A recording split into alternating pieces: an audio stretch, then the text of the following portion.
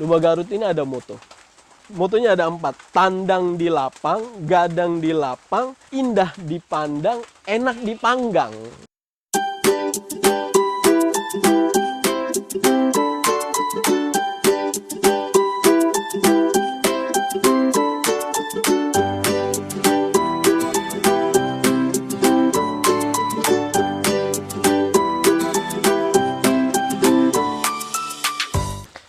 Halo, assalamualaikum warahmatullahi wabarakatuh, teman-teman kandang Budi Luhur. Kembali lagi di channel YouTube kandang Budi Luhur. Kita selalu ngucapin terima kasih ke teman-teman sudah nyimak video-video kita. Makasih banyak teman-teman atas dukungannya sampai hari ini. 1 tahun Budi Luhur, sebentar lagi 10.000 subscribe. Ya, kita makasih buat teman-teman atas dukungannya. Ya, atas dukungan teman-teman kita bisa sampai hari ini terus semangat berbagi ya. Nah, kita juga selalu bersemangat berbagi itu karena memang di dalam berbagi itu kita selalu belajar lagi teman-teman ya. Jadi kita ngajar sambil belajar. Di dalam Islam juga kita diajarin buat ngajar dulu gitu, baru kita juga sambil belajar. Nah teman-teman, sekali lagi doain kita terus buat istiqomah, semoga kita bisa memberikan terus informasi-informasi yang menarik, menjadi bahan kemajuan Budi Luhur sendiri dan teman-teman semua di rumah. Baik teman-teman, pada kesempatan sore hari ini ditemenin Rintik Gerimis, kita ingin berbagi ke teman-teman lagi. Kali ini kita memenuhi request dari komentar yang sudah dilayangkan ya di video kandang Budi Luhur, untuk bahas tentang Mas, jelasin tentang Garut, domba Garut dan domba Priangan. Oke teman-teman, kita coba bahas. Tapi sebelumnya kita juga minta feedback ya buat teman-teman yang sudah main di domba Garut lebih dulu, buat teman-teman yang sudah bahas tentang domba Garut lebih dahulu ya. Apa yang kita sampaikan, kalau misalnya ada kurang tolong dilengkapi gitu ya, kalau ada yang salah tolong diluruskan. Teman-teman, kita bahas tentang domba Garut dan domba Priangan, apakah kedua domba ini sama atau berbeda. Nah teman-teman, jadi domba Garut ini kalau kita lihat referensi, memang saya berangkat dari pendapat ya, pendapat pakar lah. Jadi menurut Profesor Didi Atmadilaga dan Profesor Asikin Natasasmita gitu ya, beliau menjelaskan bahwa dalam sejarah domba Garut ini merupakan domba yang dihasilkan dari segitiga persilangan. Segitiga persilangan 3 domba ya. Pertama adalah domba lokal, kedua adalah domba merino, dan ketiga adalah domba ekor gemuk asal Afrika. Nah, ini menarik ya. Ternyata domba Garut ini persilangan 3 domba, teman-teman. Ya, saya ulangi, domba lokal, domba merino, dan domba ekor gemuk Afrika. Dan semua ini ternyata mendapat bagian. Kita jelasin pelan-pelan. Nah, teman-teman, Profesor Didi Atmadilaga dan Profesor Asikin Natasasmita ini juga melanjutkan bahwa perkembangan domba Garut ini dia dimulai di pertengahan abad ke-19, lebih kurang pada tahun 1854 ya, tahun 1854. 1854. Dan ini awalnya dikembangkan oleh Adipati Limbangan, teman-teman. Ya, kalau teman-teman di Kabupaten Garut itu ada nama wilayah namanya Limbangan. Nah, awalnya di sana. Kemudian 70 tahun kemudian, tahun 1926, domba Garut ini mencapai keseragaman. Ya. Jadi dia persebarannya hampir semua sama. Dia mirip dengan identik dengan domba lokal gitu ya. Tetapi dia mempunyai tanduk yang panjang dan melingkar seperti domba merino. Jadi kemudian domba ekor gemuk Afrika dia mendapatkan satu bagian unik di bagian ekor, teman-teman. Domba Garut itu ekornya, lagi kita jelasin juga di bagian ciri-ciri. Jadi domba Garut itu ekornya pendek, pangkalnya agak lebar, ujungnya lancip gitu. Nah, jadi domba lokal dapat bagian, domba merino dapat bagian, dan domba ekor gemuk Afrika juga dapat bagian. Nah teman-teman, kalau teman-teman bilang bahwa domba merino kan nggak bertanduk, nah teman-teman, kita belajar lagi ya bahwa memang domba merino ini asal mulanya domba asli merino itu adalah domba yang bertanduk, teman-teman. Ya, kita juga sempat bahas bahwa domba merino ini awalnya dari Spanyol, dia sempat dimonopoli.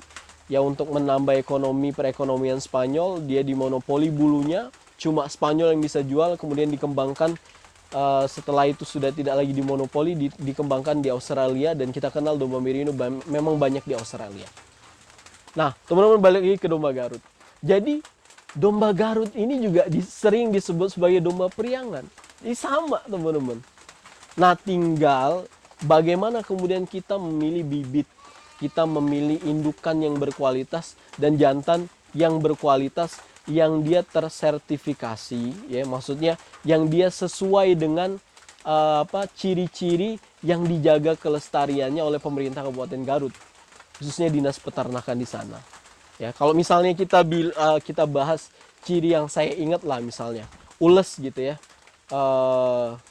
Kita misalnya dia kan domba Garut itu dikenal dia ngeules gitu ya. Kemudian kalau matanya itu kupak, kalau tanduknya itu ada yang gayor, setengah gayor, ada yang ngebendo gitu ya. Kemudian ada banyak istilah juga untuk bentuk tanduk gitu. Kemudian kalau kita tadi ya, kalau muka ya mukanya ules gitu. Kemudian kalau warna domba Garut ini juga unik gitu ya. Warna domba Garut ini ada yang disebut sambung. Sambung itu warna hitam dan warna putih gitu. Dia dua warna tapi dia bertemu gitu. Dia sambung. Ada yang disebut baracak. Ya, baracak ini dia bisa baracak abu-abu atau baracak hitam gitu ya. Jadi dia ada totol-totol gitu. Kemudian ada balarak gitu. Nah, istilah-istilah ini juga menarik sebenarnya dari domba Garut ini yang bisa kita perdalam teman-teman. Ya. Apalagi kalau misalnya telinga. Telinga itu ada yang ngadaun hiris gitu. Bahkan kalau domba-domba Garut yang telinganya panjang itu, domba-domba priangan yang telinganya panjang itu disebut domba bongkor gitu ya. Nah, ini menarik, banyak istilah-istilah kalau misalnya teman-teman mungkin tidak berasal dari Jawa Barat gitu ya, tidak menguasai bahasa Sunda kayak saya, mungkin penyebutannya gitu ya atau lafaznya itu berbeda lah gitu dengan teman-teman asli Jawa Barat yang jelasin gitu. Nah, balik lagi teman-teman. Jadi domba Garut ini memang dia punya, kalau kita bicara tentang ciri-ciri gitu ya, secara garis besar tubuhnya itu biasanya persegi panjang, dia panjang teman-teman ya. Kemudian kaki-kakinya itu juga kokoh gitu ya. Terus bagian kepalanya itu memang agak kecil gitu, tetapi dia agak profilnya cenderung cembung ya. Profil mukanya cenderung cembung. Kemudian dia dahinya agak lebar. Ya, kalau tanduknya itu dia hampir nyambung ya, pangkal tanduknya itu hampir nyambung dan tanduknya itu panjang melingkar, teman-teman. Istilah-istilahnya tadi gayor, setengah gayor, ngabendo dan lain-lain. Jadi kemudian ekornya tadi yang sudah saya jelasin di muka tadi, ekornya itu pangkalnya lebar, pendek, ujungnya runcing. Ciri-cirinya. Kemudian warnanya ini dia biasanya terdiri dari 3 warna, putih, hitam, coklat, atau kombinasi di antara ketiganya. Ada hal menarik juga di domba Garut ini, ada beberapa istilah-istilah, tadi juga sudah sempat saya singgung, ada istilah adek-adek.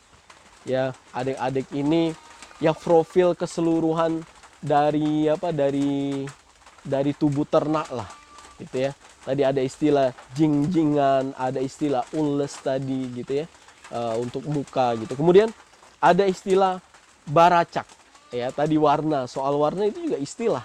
Ada juga balarak. Balarak ini seperti baracak, cuma totol-totolnya, bentol-bentol warna putihnya lebih besar. Nah, istilah-istilah ini yang menarik. Yang menarik lagi dari domba Garut ini, ya saya juga pernah ke Pasar Andir teman-teman ya, tepat di samping Pasar Andir itu ya, Pasar Andir itu mungkin lebih dikenalnya dia wilayah Bayongbong gitu ya. Sekarang juga kesenian juga masih terjaga di sana. Nah teman-teman, yang menarik dari domba Garut ini, dia sering ada program adu ketangkasan ya, bagian dari kesenian dari domba Garut itu sendiri. Kemudian ada kontes juga ya, kontes keindahan dari domba Garut. Memang domba Garut ini untuk tanduk juga ada perawatan ya, beberapa hal yang dilakukan oleh peternak-peternak dalam cerita ya, peternak-peternak dalam merawat domba Garut itu, khususnya di bagian tanduk, biasanya di bagian kepala ini dia dipotong bulunya atau istilahnya dibutrik gitu ya, dihabisin rambutnya. Kalau kata orang Garut itu ini kayak nanam padi. Bulu itu adalah rumput, sementara tanduk itu adalah padi. Jadi rumput itu harus dipotong, dihabisin. Supaya apa? Supaya padinya tumbuh subur. Itu biasanya di butrik, perawatan tanduk. Setelah itu supaya mendapatkan hasil warna yang mengkilap hitam, biasanya dikasih kemiri. Supaya tanduknya itu simetris, biasanya tumbuhnya tanduk itu kan nggak bisa kita kontrol. Dia ada sentuhan kesenian, sentuhan manusia juga untuk apa memperindah itu ya. Biasanya dia dipanaskan kemudian dibentuk. Itu perawatan tanduk. Kemudian dalam perawatan tubuh juga domba Garut itu adalah domba yang nggak usah program penggemukan deh. Domba Garut itu dari dulu dipotong bulunya kemudian disisahkan di bagian dadanya supaya terlihat gagah, teman-teman. Menarik ya. Jadi perawatan domba Garut ini memang di sana juga fanatik ya. Kalau domba Garut, apalagi dia di padepokan-padepokan, peliharanya sedikit, ikutkan kesenian, menang, harganya sangat tinggi. Gitu. Bahkan keturunan-keturunannya juga dicari, teman-teman. Oke, kita balik lagi ke domba Garut. Domba Garut ini juga dia ada kelas-kelasnya.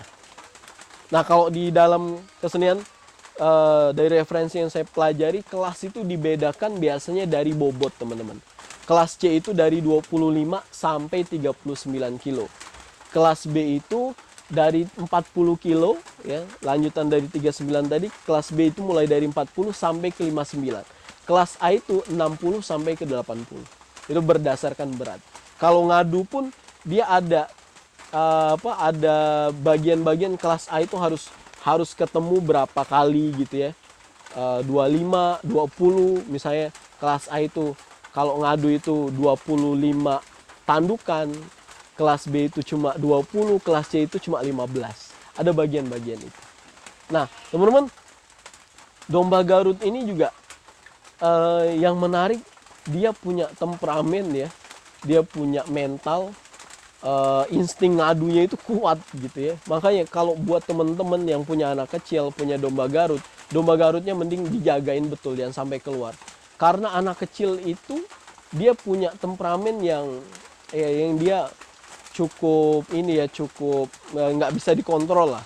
Kadang siapapun yang ada di hadapan dia yang dia anggap sebagai pengganggu, dia bisa tabrak gitu, dia bisa tanduk gitu, teman-teman.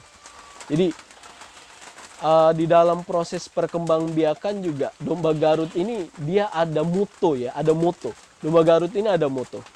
Motonya ada 4: tandang di lapang, gadang di lapang, indah dipandang, enak dipanggang, gitu ya. 4 moto domba Garut. Sekali lagi, tandang di lapang, gadang di lapang, indah dipandang, enak dipanggang. Karena memang domba Garut ini termasuk domba yang kualitas dagingnya juga terbaik, gitu ya. Kita nggak usah baru daging, kulit domba Garut itu terbaik, teman-teman. Ya, biasanya dia dijadiin sarung golf, bahkan kita ekspor ke luar negeri, teman-teman. Oke, teman-teman, itu domba Garut ya. Jadi sebenarnya untuk telinga deh, domba Garut ini telinganya juga macam-macam, teman-teman. Ada yang daun hiris, ada yang pendek tadi, ada yang bongkor tadi, ada yang panjang gitu. Ini tentang jenis-jenis. Tapi memang kalau kita mau pilih domba Garut terbaik, memang kita harus sesuaikan dengan penilaian-penilaian yang ada di Garut supaya kita memenuhi ternyata yang dicari dan disenang itu seperti apa, teman-teman. Ya, mungkin kalau buat pedaging dan dipotong nggak ada ciri khusus lah. Tapi kalau misalnya kita mendekati kontes, kita harus mengikuti itu dan kita kembangbiakan itu. Domba Garut termasuk domba terbaik ya, lokal. Dia sekarang juga banyak disilangan kembali dengan merino, dengan dorper gitu ya. Kita juga sudah bahas. Teman-teman juga boleh pilih buat dikembangbiakan. Oke, balik lagi teman-teman ya. Di akhir ini saya ingin menyimpulkan bahwa domba Garut dan domba Priangan itu sama. Ya. Ini berdasarkan referensi yang kita baca. Ya. Kalau teman-teman nggak sepakat, boleh cantumin referensi yang teman-teman baca, nanti kita belajar lagi. Tapi istilah domba Priangan itu adalah penyebutan nama lain dari domba Garut. Tetapi tadi ya, kelas-kelas domba Garut itu kan, domba Garut ada kelas. Kemudian bentuk telinganya juga ada yang pendek, ada yang panjang. Itu semua domba Garut gitu ya. Itu semua domba Priangan. Tinggal bagaimana yang mendekati domba kontes yang dia dijaga betul gitu ya, dikembangbiakan, yang indah dan diminati yang itu kita pilih untuk mendapatkan hasil yang maksimal. Tapi kalau misalnya dia buat dipotong, tidak ada perbedaan. Karena yang kita cari adalah kualitas daging tadi. Dan memang ada 4 moto tadi yang kita kenal, bahwa tandang di lapang, gadang di lapang, indah dipandang, dan enak dipanggang. Ya, semoga domba Garut terus terjaga. Terima kasih pemerintah Kabupaten Garut yang sudah menjaga terus ya perkembangan domba Garut di wilayah Garut khususnya. Ya, teman-teman di Garut juga kalau bisa kembangin terus itu domba Garut. Terima kasih banyak. Semoga video kali ini bermanfaat. Assalamualaikum warahmatullahi wabarakatuh.